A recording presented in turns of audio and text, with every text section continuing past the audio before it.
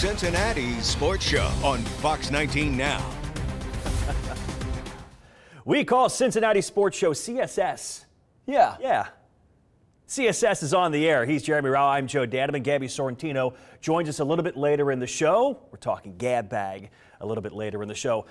We like to make this show as much Bengals and Reds as possible in these 30 minutes. We're going to have an entire segment devoted to the Cincinnati Reds and one of their could-be breakout stars, Sal Stewart. Yeah. But it's a big week for the Bengals. It's a big month for the Bengals to try to rebuild this roster. The Trey Hendrickson deadline is on Tuesday. But everybody after the Combine is wondering, are we reading between the lines here with Duke Tobin? Okay, before the video, and I read this script here, okay? When I was a kid, my dad would let me sometimes try to use the hammer, but he would kind of put the nail like, he would get almost all the way done. That's right. He would say, here, son, grab the hammer and just hit it once.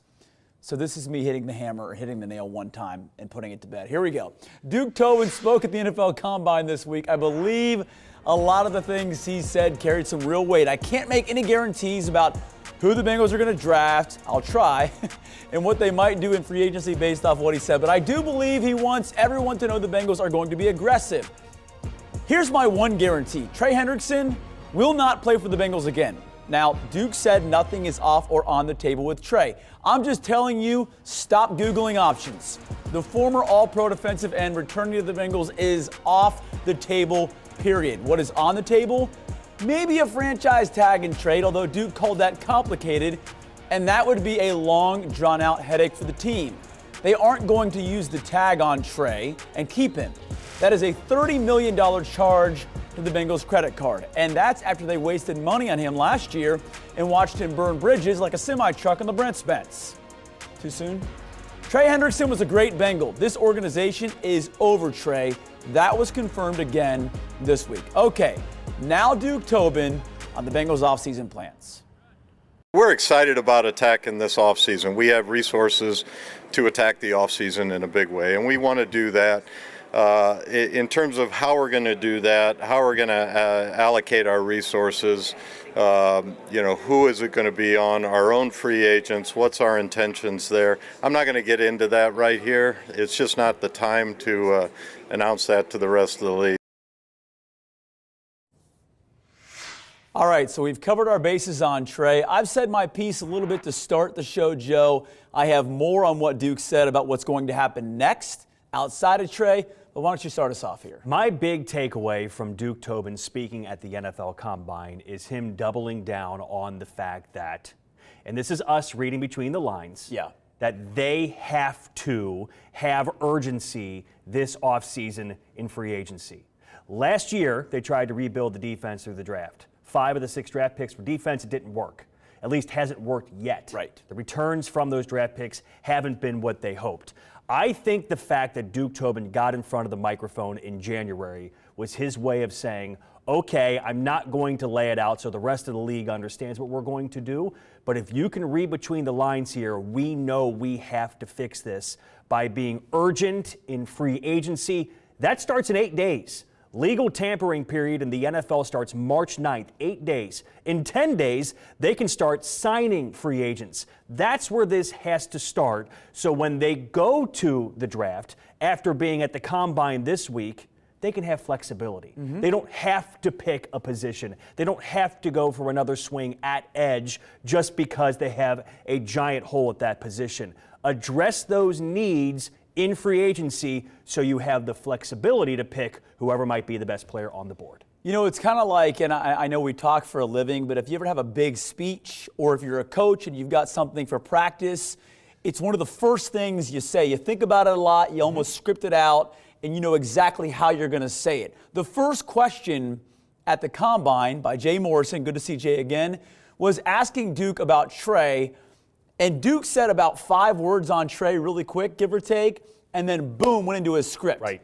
We have the resources to attack the offseason in a big way. You're talking about this, but to me, it's one of those things where you kind of lay awake, you think about it, it's on your mind driving to Indy or wherever it might be, and you want to get that line out as quick as possible. And then later on, went back to that same line again. To me, it is him reinforcing what you said, speaking in January, understanding fans, I hear you, I get it, and here is exactly what we're going to try to do. Now, it is not going to be just, putting the puzzle pieces together. They got to work to make this work, for lack of a better term. They have to figure out the right guys, spend the money smart, and set themselves up well. But the fact that they're saying, we get it, we're going to go for it, I think is a big step.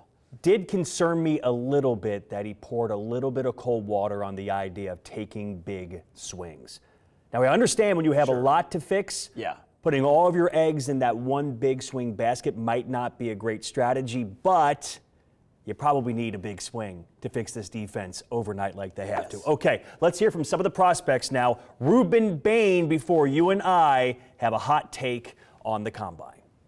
Eat, sleep, and breathe football. That's all I do. I don't have no other hobbies, no other real interests outside of football. That's all I care for. That's all I want to do.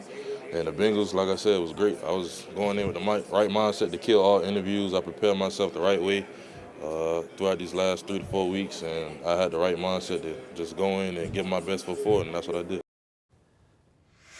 Okay, so here's the hot take, and you have it written on the screen for us. I couldn't see his arms in that shot.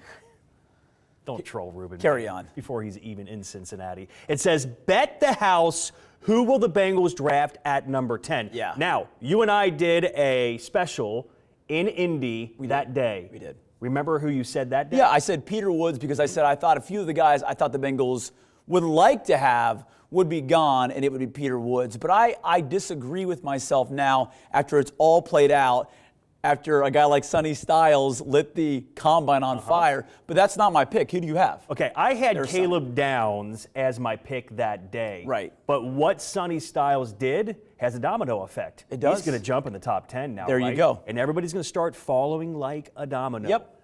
You start looking around the league. You start thinking about needs for other teams. Jeremiah Love, I believe, is a top 10 pick now. Yep. And that's another player that drops. I think it's going to be Ruben Bain. I think he's going to be the pick. Wow. Okay. Yeah, I really do. Because of the attitude. I live football. I breathe football. I have no hobbies. Yeah. I know the small arms thing. The guy was an absolute monster at Miami, and he fits a need for the Bengals immediately. I've always said edge players are like quarterbacks. Yeah. If you don't have one, you're exposed. And the Bengals were exposed last year not having a pass rush. Take another swing. Ruben Bain's my pick. So I think David Bailey is going to go top 5. Right. I agree with you on Sonny Styles. I don't know about Ruben Bain. I've actually fallen back into the Caleb Downs pocket. Oh. I think that everyone is saying, oh, Caleb Downs is going to go so high. When you start playing it out and you think, okay, Carnell Tate's going to go up there, Jeremiah Love, you can go on and on, some of those guys. I think that we're falling too in love with the idea of a safety going really high. It's like, it's a safety, I don't know, it's Caleb Downs. I think Caleb Downs is actually going to be there. I do. The Bengals gassed up Jordan Battle so much at the combine, and when we get to Gab Bag, I think they're going to address that in free agency. Time for a break. When we come back on the CSS, oh, look at Sal Stewart. One of my favorite interviews of spring training. It's opening day month. I know that's not a thing, but it is tonight. The Cincinnati Red, who got a foot in the door last year and now wants to kick that door down. Sal Stewart and his bedroom door. It's next. Wow.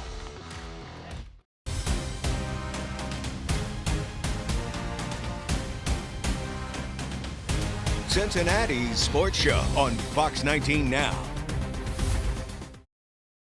Welcome back on CSS. When Joe and I arrived in Arizona and walked inside the Reds clubhouse, there were 2 WOW players in that room. One was Ellie and his guns.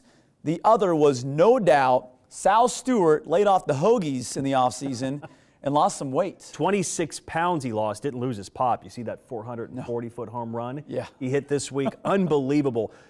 There are such high expectations for Sal Stewart in his first year as part of the Reds here. He got a taste last year, but now is his first year in Cincinnati with the team, and he has his motivation for what he wants to get done in his rookie season on his bedroom door in Arizona. You name it, and this baseball team will claim it. The big names, the household names, and the players known by just one name. But what about, have you heard the nickname Salbert? Yeah, I have. A nickname. Do you know where it came from? No, I don't. Spring training is loose. Big smiles, the bright sun, It's embracing real baseball work without the focus on the scoreboard. But he'll tell you, it's something different. I try to do it like I'm earning everything I get, you know? This Reds rookie is taking a big swing at a big first full season with the Reds. That's how I approach everything in my life. You know, I never want something given to me. When I signed, I told everyone I'm gonna earn whatever I get. A big personality ball player, Sal Stewart helped energize the Reds' September sprint to the postseason. You can't kill us, no goggles, baby, we're good, let's go! Hitting 5 home runs in his first 18 big league games, he seemingly proved his bat belongs in the Reds lineup. You don't feel like you proved anything in September last year? No, I just proved to myself that who I am is enough, you know? I proved to myself that I can really hit at that level. I proved to myself that I can take in the environment and I can thrive in the environment. I play up to the environment, but I still haven't earned anything, you know? I mean, there's a lot of great players here, and I got to prove to Tito that he can trust me and I'm capable of going out there and putting my best foot forward. What's it like for a young person trying to get their feet wet in the major leagues and prove themselves? Yeah, I think he's done a really good job with it. Being who he is, I think he can fall into the trap of, you know, trying to be someone else, and he's really just himself. And that's all anybody wants from him. That's all he wants from himself, and he's a great player and a great teammate. Rookie of the year. Is that anywhere on your radar as a thought, a goal? Yeah, I mean, I never want to look for individual accolades. I'm always want the team accolades. But personally, if I do good, then that means the team's doing good. So it obviously plays in a role. And I mean, yeah, if putting it on my door every morning means it's something I want, then yeah. So it's something I look at every single morning when I wake up and when I go to sleep. It's right on my door, and it's something I've dreamed of, you know. What does that look like? Is it a Post-it note? Is it a big piece of paper that you printed off and wrote Rookie of the Year? What does it look like? It just says ROI right there in big letters. Yeah, that's all I need to see. One of the most talkative players at Red Spring Training, Sal Stewart is one of the most talked about young players in the organization. Teammates saying they would be shocked if he didn't win Rookie of the Year. Have you heard the nickname Salbert? Yeah. It's those same teammates who are attaching his name with one of the best to ever stand in a batter's box. It really started with Reese Hines because he said my game, he feels like when he watches me, it's like Albert Pujols, so he calls me Salbert Pujols. It was just like a joke, I don't even know. But it's cool, I mean, for them to feel like that, for them to feel comfortable enough with me to give me a nickname and have that relationship, when we go out on the field, it makes it so much better because now I actually have the relationship with him to be able to be I'm gonna communicate with you and enjoy that. So it's really cool, and I'm super grateful to have teammates like that actually really care for me and want what's best for me, you know? So Sal Stewart does have rookie status. It's 150 at-bats or less, only had 55 at-bats last season, so he can win Rookie of the Year. The big reason he said he lost the weight is because of his defense. He's now playing some first base. He's going to play a lot of first base this season. He said he wanted to drop the weight so he could be versatile, that he could play anywhere Terry Francona wanted him to play. He's going to play a lot of first base. He's earned the right to be in the Reds lineup for what he did last year. You can't forget, the Reds had him in the middle of their lineup in the playoff games. Yeah. He had more RBI in the 2 playoff games than anybody else on the team. As he mentioned in the piece, he now knows he can have success in that kind of environment. He proved that to himself last year. And he feels regret and motivation from how it went defensively in the playoffs as well. That's a big part of his motivation, not just losing the weight, but coming back and trying to be better. So a lot of people are rooting for Sal, no doubt. He is one of a kind. Okay, coming up next on Cincinnati Sports Show, it's time for Gab Bag. And, I'm curious who Joe has the Bengals going after in free agency. Could it be Brian Cook coming back to Cincinnati? That is next.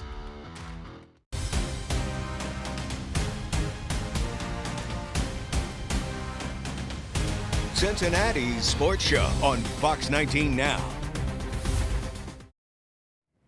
The CSS is back with what I think is our favorite segment. It is the Gab Bag, when we put pictures of ourselves on social media to try to grab your attention to send us questions. Did you like the picture I posted of you guys? It was a great picture.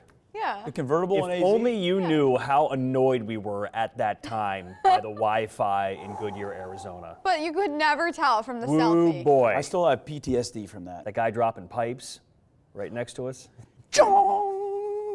Okay, let's 3 get questions on deck. Fire away, G. All right, question number 1. Which NFL free agents would you guys like to see the Bengals go after? That's Rob McGowan on Facebook. I am going with the former Chargers and Ravens defensive end, Solid. Odafe Owe, because I think they need real splashy defensive end, not a guy they draft and hope is that, not Shamar, not Miles, not Trey. It might cost them $20 million a year, I'm not sure, but Odafe Owe is splash, baby. Yes, and he is ready-made and proven he can play 27 years old. NFL. Yes. Wow. That's one of my 3. My other 2, I think the magic bullet for this team in free agency, the big splash, is Devin Lloyd at linebacker.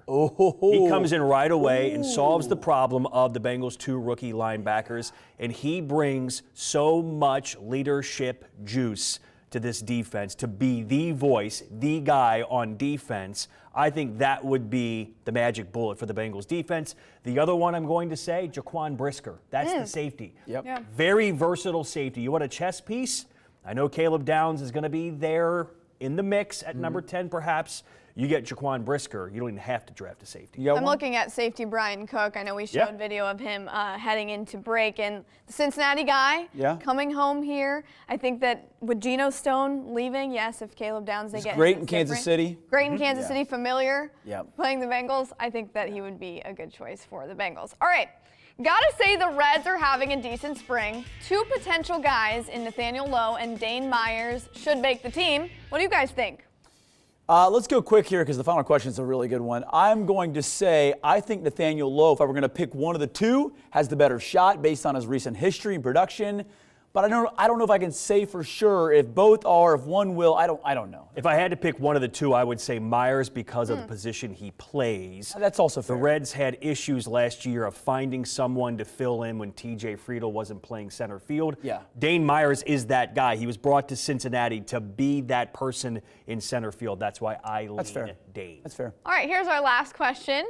Here's your chance to Gab Brag. What is your biggest accomplishment in sports? Okay, thank you so much, Steven, for sending that Thanks, in. Wasserman. Steve Wasserman. sent in a great question. I like this one. I wonder Gab what he Brag. means by what is your biggest So accomplishment in sports? what do you view as like the greatest thing you have done in sports? Like playing sports? Yeah. You were an athlete. Oh. You rode on horses and stuff competitively? Yeah. I mean, I was the only Division I athlete at this table right now, and I do have a diamond championship ring. I have like prove it. 9 intramural championships. So I think getting ringed, I got a ring from us winning the championship. We were the first team in Sacred Heart history, first equestrian team, to make it to the championship and get top 5. Which championship? The IHSA National Championship. How about that? Yeah. Way to go, G. Thank you. See, there's your true Gab Brag. See? Joe, what do you have? So my senior year, I ran a cross-country race in Fort Thomas. I set the course record, then they tore the course down, so I have it forever. Yes! You're the forever I'm course convinced. record holder. 30 years later that I must have skipped a lap because there's no way I should have set that course record, but I still have it today. As a freshman in high school basketball, I scored 32 points in a game once. Bang. Wow. That's probably my best individial accomplishment outside of the hole-in-one, which I don't want to get into. Oh, you've got a hole-in-one? Yeah, but it's just luck. That's more luck. Okay. Close. It's going to happen. I like Okay. that humble Gab Brag. Yeah, wasn't that Yeah. great? What a great question. Way to go, Steve. That was Hey, an awesome question. great gift, Dad. Thanks, son. All right, we're about to sound off on Travis Steele in our final segment next. What should he do? Phenomenal font. What should he do for the DJ? That is next.